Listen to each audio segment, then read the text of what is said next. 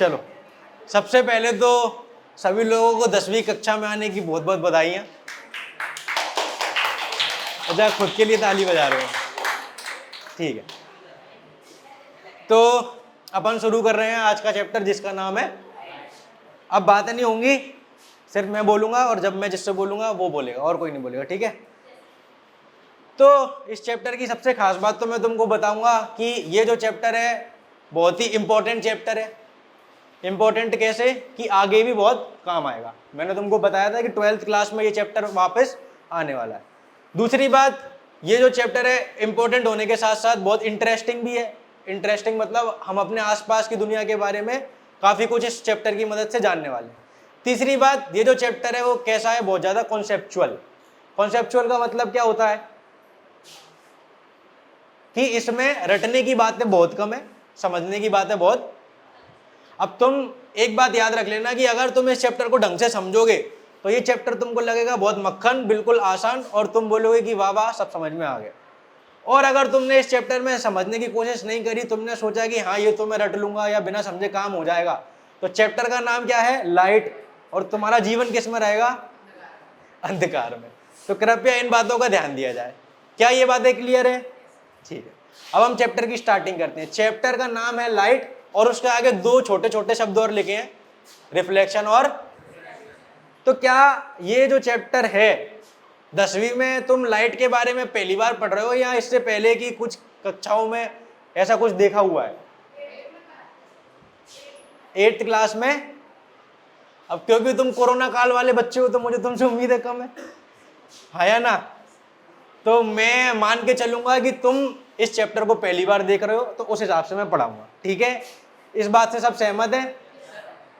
पर कृपया करके इस बार ध्यान दे लेना, ठीक है। तो लाइट क्या है, सबसे पहले ये सवाल आता है। अगर तुमसे पूछा जाए लाइट क्या है तो तुम क्या जवाब दोगे? अगर मैं लड़कों से पूछूं तो क्या बोलोगे? रोशनी। और लड़कियों से पूछो तो क्या बोलोगे? प्रकाश। क्या रोशनी और प्रकाश को ही लाइट कहते हैं? नो। अब मैं पड़ोस वाली लड़की की बात नहीं कर रहा, वो रोशनी अलग हो सकती है, पर क्या लाइट को रोशनी बोलते हैं कि नहीं बोलते? क्या लाइट को प्रकाश बोलते हैं कि नहीं बोलते? हाँ, उजाला भी बोलते हैं, वेरी गुड।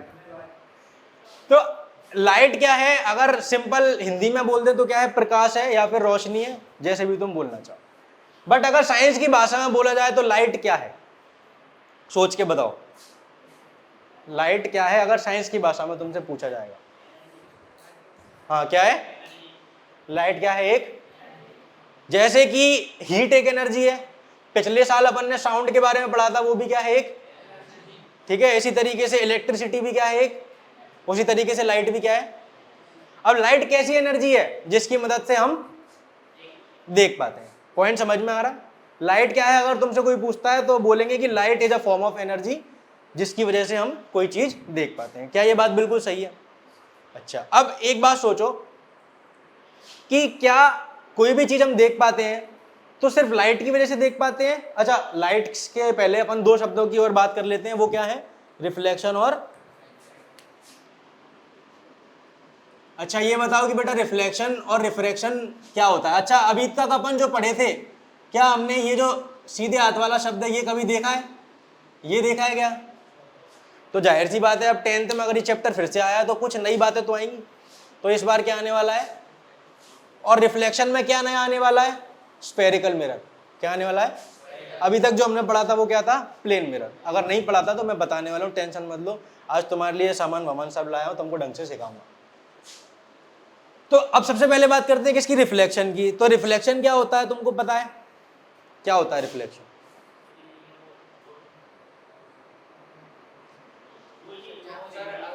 एक गाना है, वो सुना होगा तुमने, सुना है क्या? जो भेजी थी दुआ वो जाके आसमां से यूं टकरा गई कि आ गई है लौट के सदा। ये गाना सुना है किसी ने? ठीक।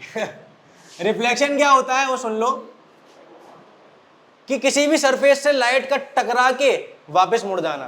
क्या बोला? किसी भी सरफेस से लाइट का टकरा के। जैसे कि हम सब लोग सुबह तैयार होते हैं तो मिरर में अपने आप को देखते हैं, तो हम अपने आप को देखते हैं तो वो कैसे देख पा रहे हैं? जो लाइट है अभी उसके बारे में डिटेल में बताऊंगा। इस चैप्टर में हम डिटेल में देखने वाले हैं कि जो रिफ्लेक्शन होता है वो कैसे होता है। तो जो लाइट है वो हमसे पढ़ के शीशे में जाती है, फिर शीशे से पढ़ के हम पे आती है, तब हम अपने आप को देख पाते हैं। इसके बारे में बताता हूँ, पर पहले रिफ्लेक्शन का मतलब देख लेते हैं कि क्या होता है। पढ़ के वापस आना, तो लाइट जो है फॉल करती है किसी सरफेस पे,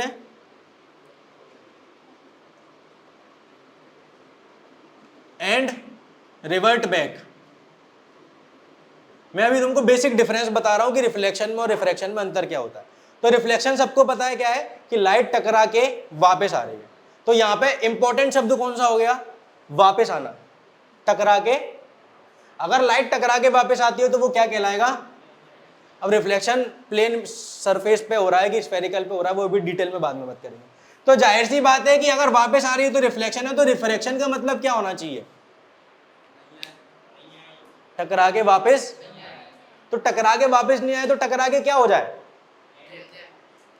टकरा के। जैसे कि तुम्हारे बुक के चैप्टर के बगल में ही तुम देखो कि चैप्टर के नाम के बगल में ही एक डायग्राम बना हुआ है। चैप्टर के नाम के बगल में एक डायग्राम दिख रहा है तुमको, क्या उसमें जो लाइट रे है वो टकरा के वापस आ रही है कि अंदर घुस गई, अंदर घुस गई है। और तुम एक चीज नोटिस करो कि अंदर घुसने के साथ साथ उसने थोड़ा सा एंगल बदल लिया है, हाँ या ना।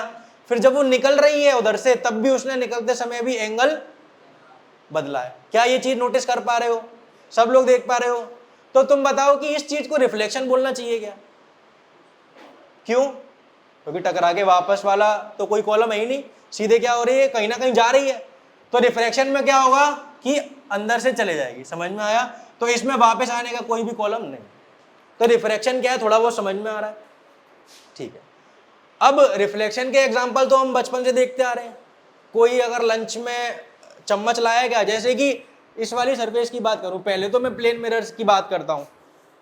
तो प्लेन मिरर तो मेरे पास है, ये जो सरफेस है ये कैसी है, प्लेन है, प्लेन है। तो प्लेन मिरर से जो रिफ्लेक्शन होता है, अच्छा लाइट जो है वो टकरा के, लाइट जो है वो ये देखो इस वाले पार्ट से बात करेंगे, ठीक है। इस वाले पार्ट से भी लाइट टकरा के वापस आ रही है, बोलो हाँ या ना। इससे भी आ रही, दोनों में कुछ अंतर है क्या, दोनों में तुम देख पा रहे हो कि दोनों में कुछ अंतर है कि एक ही जैसा है, अंतर है, क्योंकि ये प्लेन है और ये प्लेन नहीं है। समझ में आ रहा है। अभी अपन डिटेल में और बात करने वाले हैं, इस चैप्टर में अपन यही बात करेंगे। तो कुल मिला के क्या समझना है कि सरफेस कैसी होगी उस पर हमारा रिफ्लेक्शन डिपेंड करेगा। तुमने पिक्चर देखी होगी फिर हेरा फेरी, उसमें वो एंड में बैग लेके घुस जाते हैं मेले के अंदर, देखा है। तो किसी में तो उनकी शक्ल मोटी लगती है, किसी में पतली लगती है, किसी में लंबे लगते हैं, ऐसा होता है कि नहीं होता। तो ऐसा क्यों होता है, रिफ्लेक्शन के कारण होता है। रिफ्लेक्शन अलग अलग तरीके का अलग अलग जगह होता है, ठीक है।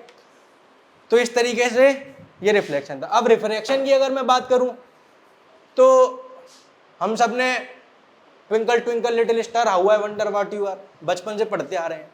अब इसमें ट्विंकल का क्या मतलब होता है, क्या होता है, चमकना तो शाइन को बोलते हैं, शाइन एकेडमी। ट्विंकल का क्या मतलब, शाइन और ट्विंकल अलग चीजें होती है ना। शाइन माने चमकना होता है, ट्विंकल माने चमकना नहीं होता, कुछ और होता है। ट्विंकल मतलब तो तारे जो है वो चमकते हैं कि टिमटिमाते हैं, चमकता कौन है, सूरज। समझ में आ रहा है। तो ये जो टिमटिमाना होता है वो क्यों होता है, वो हम पढ़ने वाले हैं। बारिश पड़ने के बाद इंद्रधनुष निकल आता है, वो किसकी वजह से होता है, रिफ्रैक्शन की वजह से होता है। किसी के पास पानी का गिलास है, कांच का पानी का गिलास ले गया, कांच का पानी का गिलास ले गया। अब मैं तुम्हारे लिए लेजर लाइट भी लेके आया हूं, देखो देख रही है। इससे भी अपन लॉ ऑफ रिफ्लेक्शन पढ़ेंगे। लॉ ऑफ रिफ्लेक्शन पढ़े होंगे तुमने पहले भी, आज एक्सपेरिमेंट करेंगे। रिफ्रैक्शन क्या है, सबसे पहले वो समझ लो कि लाइट जो है वो टकरा के वापस नहीं जाती। अगर जैसे किसी गिलास में मैंने पानी भर रखा है और उसमें पेंसिल डाल दूंगा तो तुम देखोगे वो पेंसिल टूटी हुई नजर आएगी। किस किसने नोटिस किया है ऐसा, पानी भर ले इसमें थोड़ा सा, ये थोड़ा ग्लास जो है ले आया, ये जो ग्लास है वो नॉर्मल नहीं है, मतलब प्लेन ग्लास नहीं है, तो इसमें रिफ्लेक्शन थोड़ा अलग तरीके से दिखाई देगा, बट फिर भी जो मैं बता रहा हूँ वो तुमको समझ में आ जाएगा। तुम किसी पानी के गिलास में नींबू डाल देना तो तुमको मोटा मोटा बड़ा बड़ा दिखेगा, ये भी नोटिस करके देखना। तो वहाँ पे भी क्या हो रहा है, रिफ्रैक्शन। अगर तुम कभी स्विमिंग पूल में गए हो और स्विमिंग पूल में जब हम जाते हैं तो ऐसा लगता है कि ये ज़्यादा गहरा नहीं है, पर एक्चुअली में वो ज़्यादा गहरा होता है। कभी नोटिस करना, वो भी किसका केस है, रिफ्रैक्शन का केस है। दिख रहा है क्या इसमें, थोड़ा बहुत दिख रहा है टूटा हुआ। और इसके अलावा तुम ये देखो कि इसके अलावा तुमको एक और चीज़ दिख रही होगी जो मुझे दिख रही है कि जो अक्षर हैं वो मोटे मोटे दिख रहे हैं। अक्षर जो है नॉर्मल से मोटे दिख रहे हैं, दिख रहे हैं। जो मार्कर पे लिखा हुआ है वो अक्षर जो है वो नॉर्मल से मोटा दिख रहा है ना। अब तुम सोच के देखो कि ऐसा क्यों हो रहा होगा, ऐसा क्यों हो रहा होगा। अपने आप तो नहीं हो सकता ना, कोई ना कोई उसके पीछे कारण होगा। जब हम इन कारणों को समझते हैं तभी हम इन चीज़ों का रियल लाइफ में इस्तेमाल ले पाते हैं। समझ में आ रहा है, रियल लाइफ में इस्तेमाल। जैसे कि तुमने देखा होगा कि कई चौराहों पे इस तरीके का एक कर्व सरफेस का मिरर लगा रहता है। इसमें डायग्राम दिया है क्या, देखना। और बता देता हूँ एग्जांपल के लिए, जैसे कि ये मैं चश्मा पहना हुआ हूँ, तो ये जो चश्मा मैं पहना हुआ हूँ, ये भी पहना हुआ है, मैं भी पहना हुआ हूँ, तो ये जो चश्मा है वो किस चीज़ पे काम कर रहा है, लाइट के पे ही काम कर रहा है। और चश्मे से तुम बताओ, चश्मे से रिफ्लेक्शन होना चाहिए कि रिफ्रैक्शन होना चाहिए। अगर मैंने रिफ्लेक्शन वाला चश्मा लगा लिया तो क्या होगा, मुझे दिखेगा ही नहीं। समझ में आ रही है। अच्छा, ऐसा भी होता है कि कुछ चीज़ें ऐसी होती है जिनसे दोनों चीज़ भी होती हैं, उसके बारे में भी आगे बात करेंगे। तो बेसिक डिफरेंस समझ में आ गया है। इस चैप्टर में क्या पढ़ने वाले हैं वो समझ में आ गया है। रिफ्लेक्शन क्या होता है वो समझ में आ गया है, रिफ्रैक्शन क्या होता है वो समझ में आ गया है। अब हम थोड़ी सी रिफ्लेक्शन की बातें और कर लेते हैं, ठीक है। तो सबसे पहले सब लोग क्या काम करेंगे कि जो पहला पैराग्राफ है उसको थोड़ा ढंग से पढ़ लिया जाए, अच्छी तरीके से पढ़ लिया जाए, कुछ दिक्कत हो तो पूछ लिया जाए। यहाँ पे तुमको एक लाइन समझ में आ रही होगी, उसने स्टार्टिंग में बोली है कि light travels in a straight line. अब ये बहुत इंपॉर्टेंट पॉइंट है। एक्चुअली में क्या होता है, जो लाइट होती है, जैसे कि जितने भी लोग हैं दुनिया में, हर किसी का क्या होता है, डुअल नेचर होता है। डुअल का मतलब समझते हो, दोहरा, ठीक है। जैसे कि ये है मिस्टर अरुण, ये अपने घर वालों के सामने अलग तरीके से बिहेव करता होगा और अपने दोस्तों के सामने अलग तरीके से करता होगा। क्या ये जैसा दोस्तों के साथ करता है वैसा अपने घर वालों के साथ कर सकता है? पापा से जाके बोले और क्या हो रहा है, चलो घूमने चल रहे हैं, और ऐसे बोल सकता है क्या? सोच के देखो, सुताई हो जाएगी। जैसा पापा के सामने बोलता है वैसा दोस्तों से बोल सकता है क्या? है, दोस्तों के आगे पैर छू रहा है, कैसे लग रहा है? ऐसा हो सकता है क्या? सोच के देखो, नहीं। तो हर किसी का हर जगह नेचर अलग अलग होता है। तो उसी तरीके से लाइट जो है उसका नेचर भी अलग अलग तरीके का होता है। लाइट के दो तरीके के नेचर होते हैं। पहला, ये जो मैं बता रहा हूँ थोड़ा डिटेल में है, तुम देखो जो येलो कलर का कॉलम लिखा है उसमें ये सब बातें लिखी हैं, तुम नहीं भी समझोगे तब भी काम चल जाएगा, पर मैं नॉलेज के लिए बता रहा हूँ। तो पहला नेचर होता है कि लाइट का पहला नेचर होता है पार्टिकल नेचर, दूसरा नेचर होता है वेव नेचर। पार्टिकल नेचर में light travels in a straight line, जो कि हम इस चैप्टर में मानते हुए पढ़ेंगे।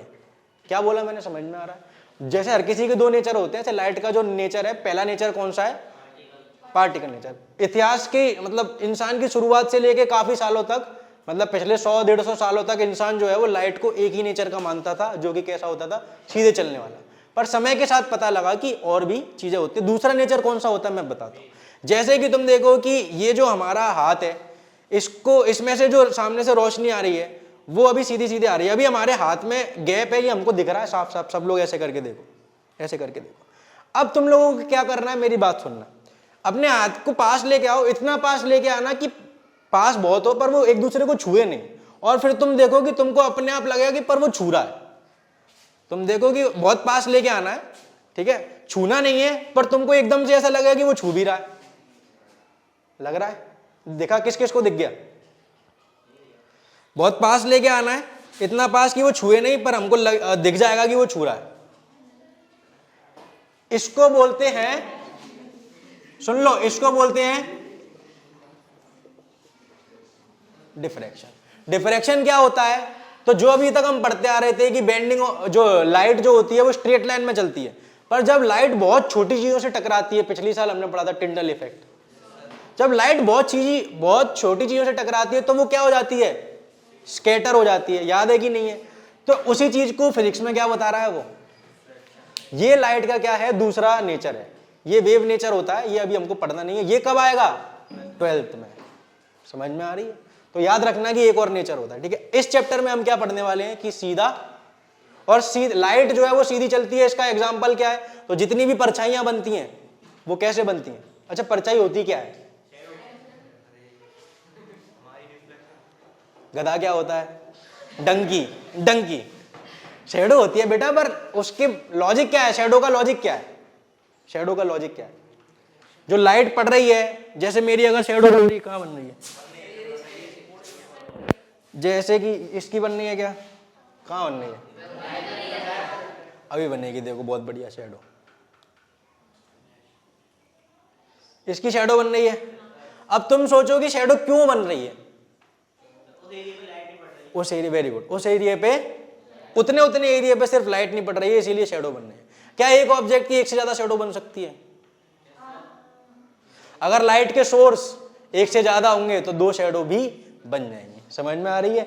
इसकी अगर एक और लाइट होती तो दो शैडो बन नहीं होती, ठीक है, समझ में आ रहा है? अगर मैं इस चीज को यहां से दिखाऊंगा तो शायद दिख जाए, नहीं दिख रही क्योंकि स्ट्रॉन्ग लाइट नहीं है, स्ट्रॉन्ग लाइट होती तो तुम क्या बोलते हैं वो देखना ना, कभी क्रिकेट का मैच देखना, तो जो खिलाड़ी होते हैं उनकी 3-4 शैडो बनती हैं क्योंकि हर जगह से लाइट रहती है, ठीक है।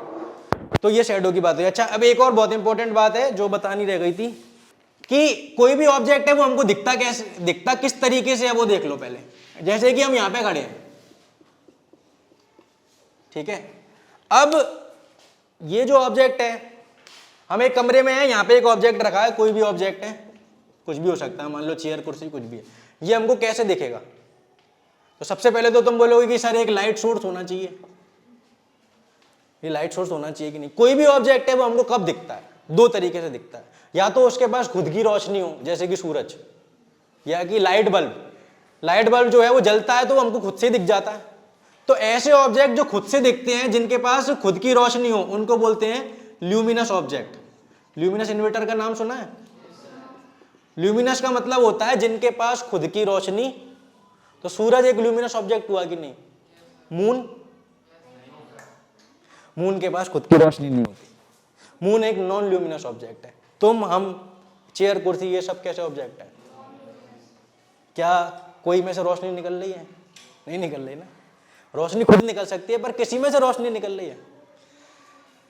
ल्यूमिनस ऑब्जेक्ट समझ में आ रहा है? तो ल्यूमिनस ऑब्जेक्ट की खास बात क्या हो गई कि वो हमको डायरेक्ट दिख जाएगा। क्या बात ये सही है कि नहीं है? अब जो नॉन ल्यूमिनस ऑब्जेक्ट होता है उसकी क्या खास बात है कि वो हमको कैसे दिखेगा? अच्छा, यहां से लाइट टकराएगी, टकरा के हमारी, तभी तो हमको वो दिखेगा। अगर लाइट रिफ्लेक्ट नहीं होगी तो वो हमको नहीं दिख सकता। पॉइंट समझ में आ रहा है? नॉन ल्यूमिनस ऑब्जेक्ट को किस तरीके से देखा जाता है, पॉइंट समझ में आ रहा है? अगर लाइट नहीं होगी तो ना रिफ्लेक्शन होगा ना हमको दिखेगा। समझ में आई? तो ये एक इंपॉर्टेंट पॉइंट है जो हमको समझना है, जो हमारे चैप्टर में आगे काम आएगा, ठीक है। तो अपन आगे बढ़ते हैं। इसमें से अभी किसी को कुछ पूछना हो तो पूछ लो। अब हम बात करते हैं बहुत ही इंपॉर्टेंट टॉपिक की, जो है रिफ्लेक्शन। तो रिफ्लेक्शन का बेसिक तो समझ ही गए हो, ये हम 8th क्लास में पढ़ भी चुके हैं। अब मैं तुमको बताता हूँ रिफ्लेक्शन क्या होता है। लाइट का टकरा के, अब तुम सोच के देखो कि टकरा के वापस आना तो रिफ्लेक्शन है, पर क्या लाइट हर चीज से एक समान वापस आती है या अलग अलग वापस आती है? अलग अलग वापस आती है। अगर मैं बात करूं तो तुम देखो कि इसमें मैं अपनी शक्ल देख सकता हूं, इसमें क्यों? लाइट वापस नहीं आ रही। तो लाइट को वापस आने के लिए रिफ्लेक्शन चाहिए, ये तो हमको समझ में आ गया। पर किसी भी सरफेस से लाइट वापस कब आती है? जब वो सरफेस कैसी हो? पॉलिश्ड। कैसी हो? तुम देखो कि ये जो बोर्ड है, क्या इस पे हल्की बहुत पॉलिश है? तो इससे थोड़ा बहुत रिफ्लेक्शन हो रहा है कि नहीं हो रहा? तुम देखो ये जो दीवार है, इस दीवार पे ये पेंट अलग है, ये पेंट अलग है, इससे रिफ्लेक्शन बहुत गंदा हो रहा है और इससे थोड़ा बहुत तो हो रहा है। अगर हम इसी को और पॉलिश कर देंगे तो रिफ्लेक्शन और ज्यादा हो जाएगा। तो तुम देखो ये जो सेकंड हेडिंग है उसमें स्टार्टिंग में सबसे पहली लाइन क्या लिखी हुई है, हाईली पॉलिश्ड। तो उसमें हाईली पॉलिश्ड क्यों लिखा है, समझ में आ रहा है, समझ में आ रहा है। अगर हाईली पॉलिश्ड होगी तो रिफ्लेक्शन कैसा होगा, बहुत, पॉइंट समझ में सबको क्लियर हुआ, क्योंकि हम रिफ्लेक्शन पढ़ रहे हैं तो हम अच्छा वाला पढ़ेंगे। ठीक है, दूसरी बात समझो। अच्छा, अगर सरफेस कैसी होनी चाहिए, पॉलिश्ड होनी चाहिए। पॉलिश के साथ साथ और क्या होनी चाहिए, अगर खुरदुरी होगी तो पॉलिश से क्या फायदा होने वाला है, समझ में आ रहा है कि नहीं। अच्छा, एक बात देखो, तुमने पढ़ा होगा, जैसे ये प्लेन सरफेस है और ये कैसी सरफेस है, मान लो ये एक इस तरीके की सरफेस है। क्या इस तरीके का सरफेस हो सकती है? अब तुम सोचो, लाइट आई, टकरा के वापस यहाँ पे लाइट जो आएगी वो बिल्कुल आसानी से टकरा के चली जाएगी। मान लो 4 तरीके की लाइट आ रही हैं तो वो बिल्कुल अच्छे तरीके से टकरा के जाएंगी, बोलो हाँ या ना। अब तुम सोचो कि यही लाइट यहाँ पे आ रही है, ये एक बार यहाँ पे आई, एक बार यहाँ पे आई, एक बार यहाँ पे आई, तो क्या सेम एंगल से जाएगी कि अलग अलग से जाएगी? ये बिल्कुल वही बात हो गई जो हम क्रिकेट खेलते हैं, तो अगर खुदड़ी पिच है तो बॉल कभी टकरा के इधर जा रही है, कभी टकरा के इधर जा रही है। अगर समतल पिच है, सपाट पिच है, तो बॉल बढ़िया तरीके से आती है। क्या ये बात समझ में आती है? तो ये चीज इस पे अप्लाई होगी कि नहीं होगी? तो ये जो रिफ्लेक्शन होता है वो कौन सा होता है? अगर प्लेन मिरर की बात करूं तो वो ऐसा होना चाहिए कि ऐसा होना चाहिए? और ये कैसा वाला है? ये दीवाल वाला, ये दीवाल वाला। तो ये कैसा है? क्या ये बात समझ में आती है? क्या ये बात समझ में आती है? आगे बढ़ूं तो 2 तरीके के रिफ्लेक्शन होगा, रेगुलर और, ठीक है। अब अपन आगे बात करते हैं, हाँ, लॉ ऑफ रिफ्लेक्शन। अब इसमें अपना ये जो सेटअप है वो काम आने वाला है। अच्छा, एक बात सुनो, सबसे पहले तो जैसे कि ये हमारे पास मिरर है, अब लाइट अगर हम रिफ्लेक्शन पढ़ रहे हैं तो क्या होगा, पहले लाइट टकराएगी, टकरा के, तो लाइट टकराई है तो वो एक अलग चीज है। मान लो ये लाइट टकराई यहां से आके, और फिर क्या हुआ टकरा के, तो जब टकरा के वापस गई तो वो वही है कि कुछ और हो गई, टकरा के। तो जो लाइट टकरा रही है उसको क्या बोलते हैं, इसको क्या बोल रहे हैं,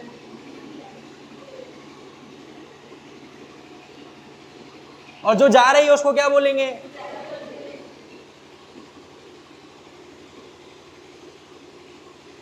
इसके अलावा जो लाइट है वो किस पॉइंट पर टकरा रही है उसकी कोई महत्वता है कि नहीं है? जो पॉइंट है उसकी कोई महत्वता है? सोच के देखो, तुम सोच के देखो। एक बात बताओ, जैसे कि अब मैं लेजर का इस्तेमाल करता हूं, अच्छा, अब इसका रिफ्लेक्शन कहां हो रहा है? जैसे कि इसको मैं बिल्कुल सीधा सीधा डालता हूं तो ये कहां जा रही है? ऊपर जा रही है। अब तुम सोचो कि इंसिडेंट रे कैसी होगी, सोचो, मतलब यहाँ पे तो तुमको दिखेगी नहीं, पर इमेजिन करो कि इंसिडेंट रे कैसी रही होगी और रिफ्लेक्टेड रे कैसी है। तुम सोचो, ये मैंने एंगल बिल्कुल सीधा कर दिया तो जैसी आ रही है वैसी जा रही है, समझ में आ रहा है कि नहीं? अब मैं एंगल टेढ़ा कर रहा हूं, कहां पे जा रही है ये लाइट? जा रही है कि नहीं जा रही है? बोलो हाँ या ना, समझ में आ रहा है? तो अब मेरे को बताओ कि अगर हमको ये पता हो कि लाइट किस एंगल पे आ रही है तो क्या हम ये बता सकते हैं वो किस एंगल पे जाएगी? हम लोग बचपन से कैरम खेलते आ रहे हैं, कैरम खेलते आ रहे हैं बचपन से। यहाँ पे इस तरीके से ये 4 गोले रहते हैं। अब मान लो कई बार क्या होता है, तुमको पता होगा कि हमारी गोटी यहाँ पे रहती है और यहाँ पे से स्ट्राइकर हमको चलना रहता है, तो हम क्या फिजिक्स लगाते हैं, तुम बताओ? अगर मेरे को ये वाली गोटी मारनी है तो क्या मैं यहाँ पे चल के मार सकता हूँ? यहाँ पे कैसे पता लगा तुमको कि जिस एंगल पे जा रही है उसी पे आनी चाहिए, तभी तो वो उससे टकराएगी। क्या ये सबको याद है? तो यही चीज यहाँ पे हो रही है। तो इसको नापने के लिए जो एंगल पे वो आ रही है वो एंगल कहाँ से नापा जाएगा? तो उसके लिए हम क्या लेके आते हैं फिर, एक, इसको क्या बोलते हैं, नॉर्मल की सबसे बड़ी एक खास बात होती है कि हर पॉइंट का नॉर्मल अलग होता है। क्या बोला मैंने? अब देखो प्लेन मिरर में तो क्या है कि सारे पॉइंट कैसे हैं, एक समान है, सब कुछ प्लेन है।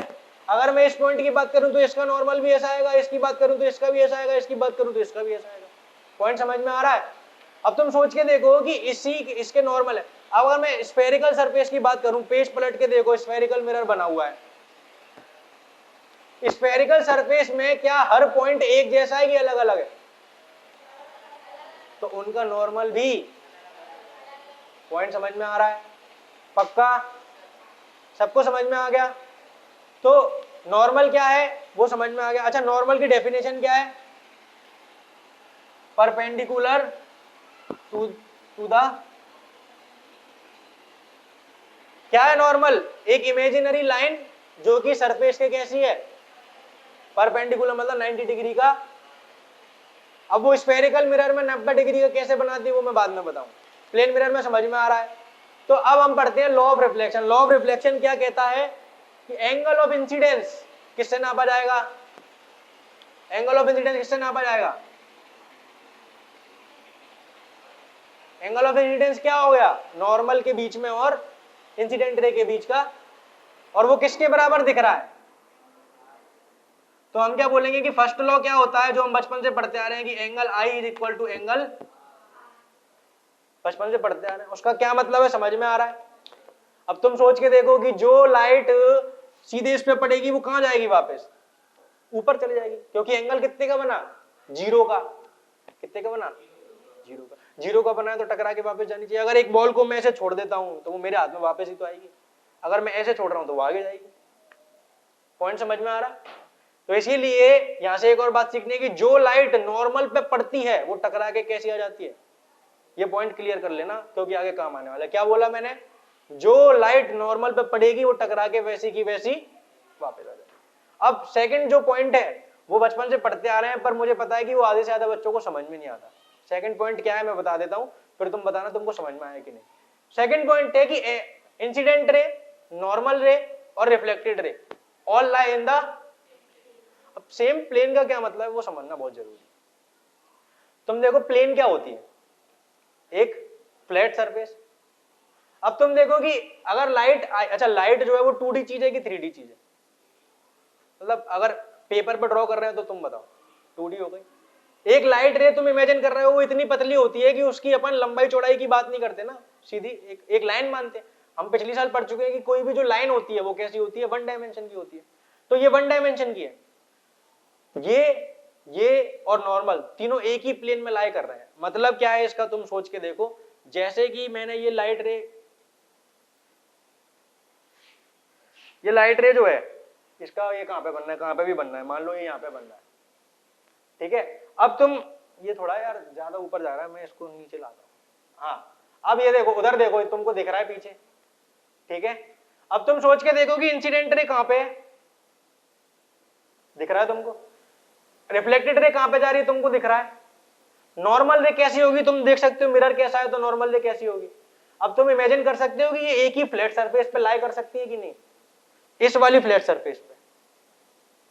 अगर मैं एक ये वाली फ्लैट सरफेस इमेजिन कर लूं जो कि इस रूम में बिल्कुल ऐसे काटते हुए जा रही है, तो क्या उस फ्लैट सरफेस पे तीनों लाइन आ सकती हैं?